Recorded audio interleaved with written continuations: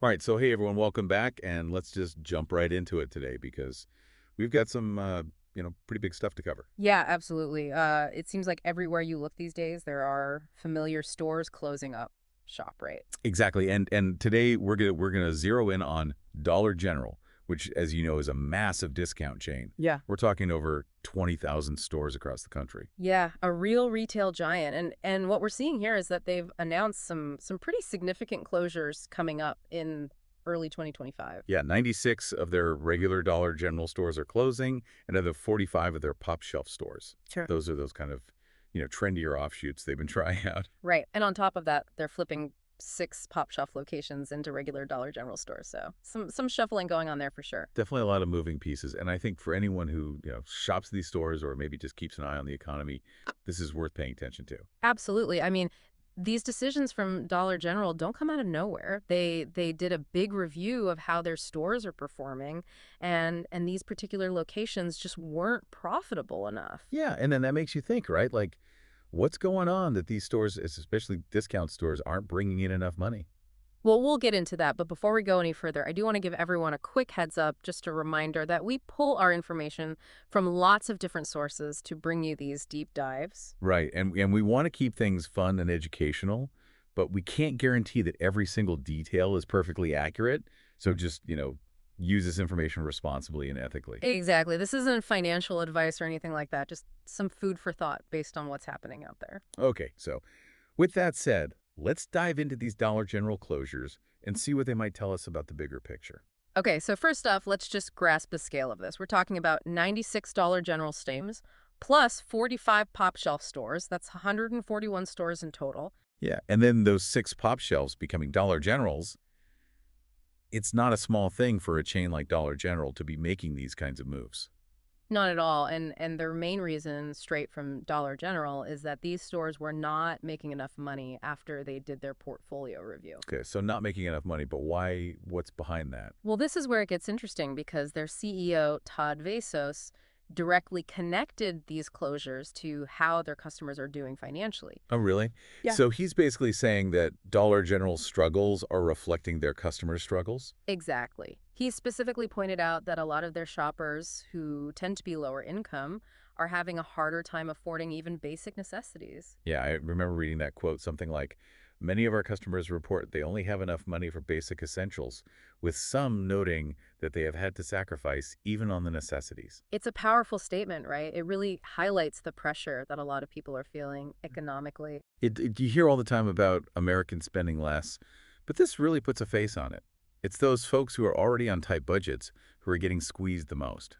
And it's led to what Vessos called a return of trade down. Basically, shoppers are hyper focused on value. They're buying cheaper brands or just buying less overall. Which is kind of ironic, right? Because Dollar General is already a discount retailer.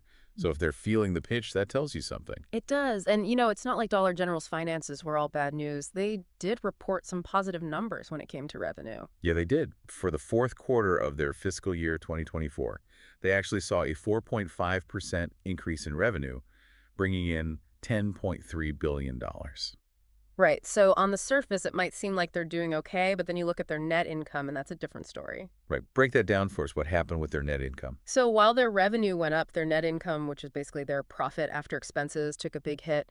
It dropped to $191 million.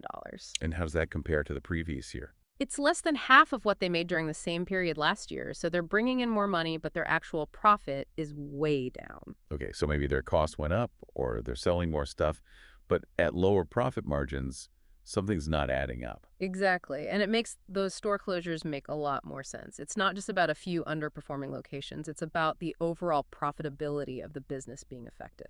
And as we said earlier, Dollar General isn't the only one dealing with this kind of thing, right? Not at all. In fact, this announcement fits right in with a bunch of other retailers who are warning about slower sales and lower profits. It seems like a trend is emerging here, and there's that quote from Scott Ciccarelli, the analyst at Truist Securities, who called these closures the beginning of a larger culling process. That culling process is a pretty strong image. It suggests that a lot more retailers, even ones we might think are doing well, could end up closing stores. And the predictions are pretty stark, something like 15,000 physical stores closing nationwide by the end of the year. Yeah, double the number from 2024, so a huge jump. And we've already seen big names like Macy's Party City, Big Lots announcing closures. It really makes you think about the future of brick-and-mortar stores in this changing landscape.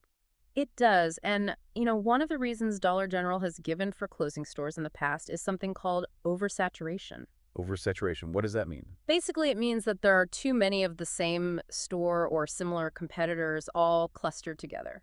So like multiple Dollar Generals within a few miles of each other. Exactly. And when that happens, they end up competing with themselves. Essentially, some stores become less profitable because they're cannibalizing each other's sales. Right. They're drawing customers away from their own stores. And there's a good example of this in New Orleans East last year, where they closed $5 Generals in a single month due to oversaturation. Wow, so it's a strategic move for them to close some locations to try to boost the performance of others. Exactly. And, despite these closures, Dollar General still has plans to open new stores. They were aiming for around 575 new stores in 2025. But given what's happening with their finances and what their CEO said about their customer struggles, you have to wonder if those plans are still realistic. Yeah, it'll be interesting to see if they stick to that or maybe adjust their strategy based on how things play out. It's a delicate balancing act, Mhm. right? Trying to expand their reach while also making sure their stores are profitable. It is, and it's not just about the numbers either. We've seen some communities pushing back against the expansion of dollar stores in their Yeah, I areas. read about that. What's the reasoning there? It's really interesting. There's a town called Joseph, Oregon, that actually banned chain stores, including dollar stores, through new local laws. Wow, so they're taking a stand against these big chains coming in. Yeah, it's about preserving the local character of their town and supporting smaller independent businesses. It's an interesting approach, and it raises questions about the impact these big retailers have on communities. Definitely. And, speaking of impact, we can't really call them dollar stores anymore, can we?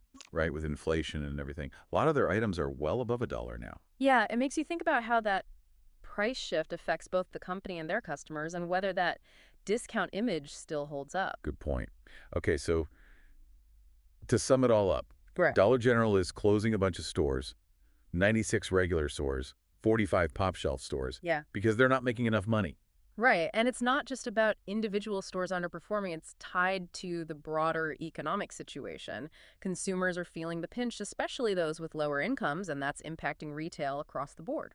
And while Dollar General's revenue is up, their profits are way down, so there's a lot of uncertainty about their future plans. Exactly. And this is all happening against a backdrop of widespread retail closures and some communities actively resisting the expansion of these types of stores. So it really makes you think, what does this trend tell us about the economy and how people are spending their money? How might this affect your own community and the stores you shop at?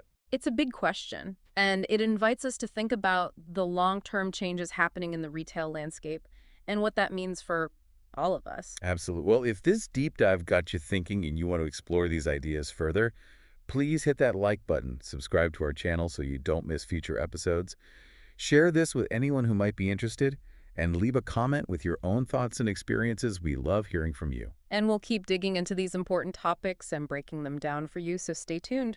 Thanks for joining us. See you next time. See you later.